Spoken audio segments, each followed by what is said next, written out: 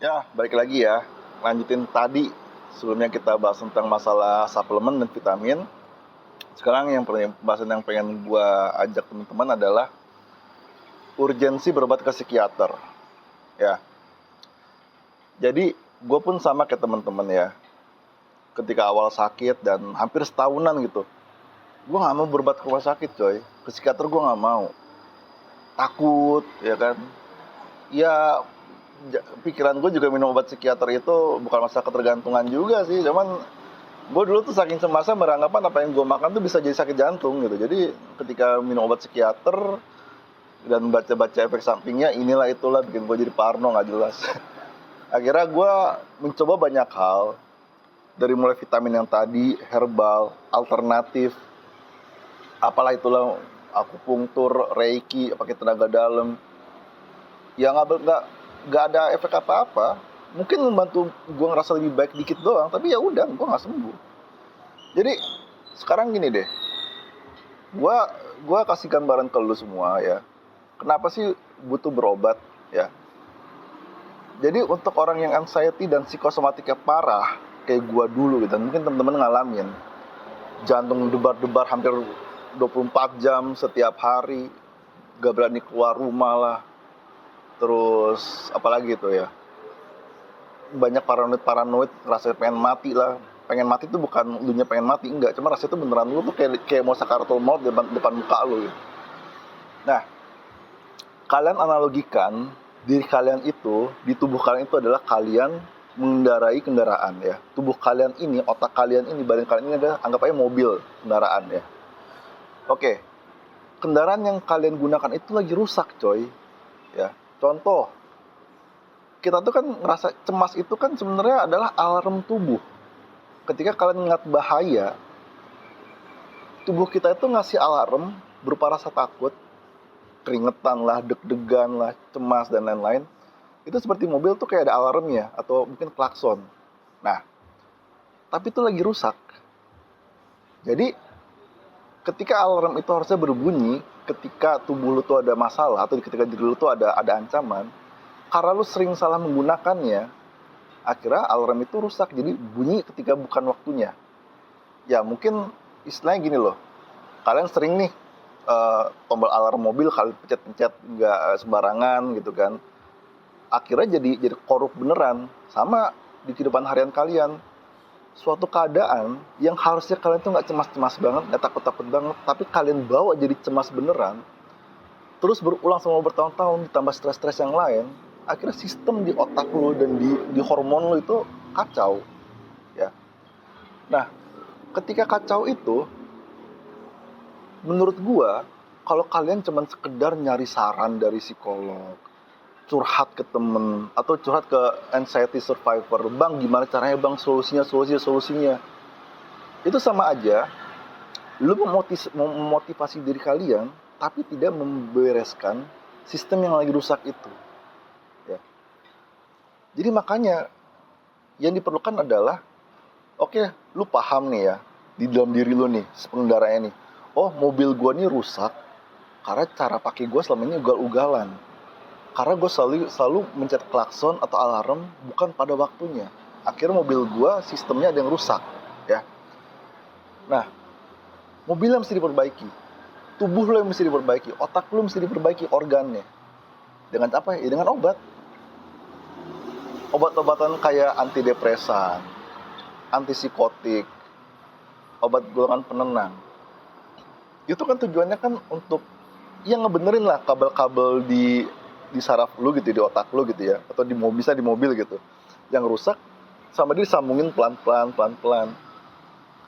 Nah, ketika lagi proses dibenerin dan mobil itu sebenarnya sudah mulai bisa nih buat digerakkan nih, tapi kalian sebagai pengendara masih takut ya. Akhirnya kalian bukannya keluar rumah jalan-jalan pakai mobil, malah di rumah terus. Ya akhirnya apa? Skill kalian berkendara hilang. Sama juga nih dengan orang yang bilang bahwa, bang, gue udah berobat bertahun-tahun, tapi kok gue gak sembuh-sembuh ya? Coba cek, selama berobat, kalian tuh ngapain? Minum obat doang, tidur, terus diem aja gitu, diem buka sosmed, Atau kalian sebenarnya nggak mau sembuh. Kalau kalian nggak mau sembuh, jangan ngeluh. Ya, ini sorry gue agak keras. Jadi kadang-kadang ada orang nggak mau berobat, tapi ngeluh. Ya, jadi kalau kalian ngerasa bisa sembuh tanpa obat, silakan coba. Tapi kalau lebih dari setahun, pertanyaan gue satu, mau sampai kapan lo buang-buang waktu? Terus ada orang bertanya ke gue, bang, gue takut nih minum obat. Psikiater, sama gue juga takut minum obat. Gue waktu itu berpikirannya, gue minum obat bukan ketergantungan, mati gue minum obat. Karena efek-efek samping dari obat-obat psikiatri itu lumayan keras sekali, ya. Tapi kemudian gue ngajak otak gue berpikir, logika gue mikir, ya. Obat-obat ini sudah diteliti sama dokter, diresepkan oleh dokter. Masa iya sih dokter mau membunuh pasiennya, ya kan? Terus sekarang coba cari berapa orang yang mati gara-gara berobat, apalagi obat psikiatri. Ada orang yang mati nggak? Nggak ada orang yang mati, setahu gua ya. Kalaupun ada, berapa banyak sih dari sekian puluh juta orang yang berobat ke psikiater? Ya. Terus andaikan lu gara-gara minum obat lu celaka ya. Yang gua doktrin ke diri gua adalah gua sedang berjuang. Lebih baik gua mati berjuang ketimbang gua diem nggak ngapa-ngapain dan mati begitu aja. Terus kekhawatiran terakhir, gue takut ketergantungan bang, minum obat nggak bisa lepas obat. Ya kayak gue bakal bilang, selama dengan minum obat ya itu bisa ngebantu lu ngejalanin fungsi lu sebagai manusia seutuhnya, go for it, minum aja, nggak ribet kok. Ada yang bilang lagi, bang ini gue cari psikiater di mana nih? Men, sekarang BPJS itu dari beberapa tahun yang lalu, dari sejak lama itu sudah mengcover pengobatan psikiatri, pengobatan kejiwaan. Gunakan itu. Ya mungkin nggak enak sih, mungkin nggak enak karena ya pakai BPJS kan juga masuk ke RSUD lah atau apalah, prosesnya ribet. Tapi karena ini pengobatan jangka panjang, bagi gue worth it aja. Kalian pakai BPJS ke psikiater, 6 bulan 7 bulan kalian berobat psikiater itu, terus kalian udah bisa bekerja, udah punya duit lagi, terus kalian mau pindah dokter ke dokter swasta yang mungkin lebih fleksibel, lebih bisa diajak diskusi juga, go for it, silakan. Tapi step awalnya adalah kalian bisa berfungsi sebagai manusia seutuhnya, ya, bukan cuman diem, meratapi nasib, merasa bukan jadi manusia lagi. Terus ada juga nih yang bilang, dan ini juga gue rasain lagi ya. Jadi banyak teman-teman yang ngomong di komen atau apa, itu memang itu juga gue alamin. Takut mendapat stigma gila ditentang sama keluarga. Gue pun juga sama coy. Gue awal berobat juga gue ditentang sama keluarga. Tapi gue yakinin diri gue juga, kalau gue gak berani ngambil keputusan, sampai kapan gue kayak begitu? Sampai kapan gue tetap tenggelam dalam kecemasan gue nggak bisa berani keluar rumah, gue nggak bisa ngapain. Sekarang ya alhamdulillah, satu hal yang gue bersyukur banget dari setelah gue berobat adalah kehidupan gue balik lagi. Ya. Gue bisa kerja, alhamdulillah. Gue ketemu jodoh gue, alhamdulillah. Gue bisa olahraga, ya. Gue ya mungkin agak beda dengan tuh pas zaman gue belum sakit ya, gue olahraganya ya gitu. Cuman kehidupan gue yang dulu yang gue pikir tuh aduh jauh gitu, alhamdulillah balik lagi ya. Jadi kalian gak usah ragu, kalian punya BPJS ke psikiater.